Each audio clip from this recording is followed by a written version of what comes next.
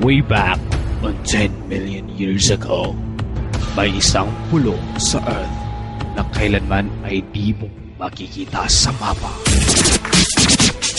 Ang pulong ito ay may maraming tribo na nakatira.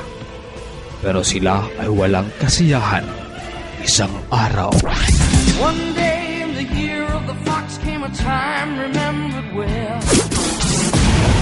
Dumating ang isang stranger na galing sa ibang planeta sa universe at may dalang mga gamit na bago sa paningin ng mga tribo na walang suot kundi puro lamang tibak. Dito ipinakilala Everybody ready?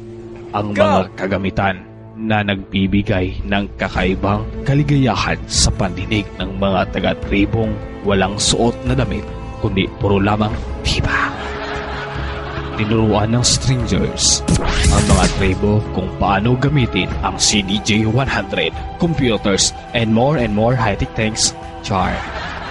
Hanggang sa nabuo ang mga taong tinatawag na DJs. Maaraw at gabi, walang hintong sayawan ang kanilang ginawa hanggang sa umabot ito sa mga taga-ibang tribo at dito nabuo ang tribo na tinatawag Tribe DJs!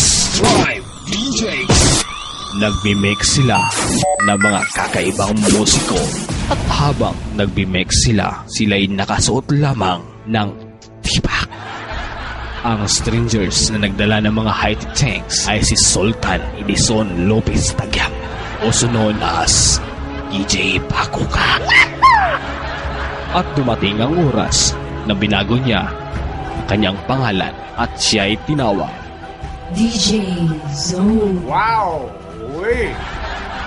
Diba? Char-Ai siya name. Ito po ang history ng Tribe DJs na nagbi-mix habang nakatibak.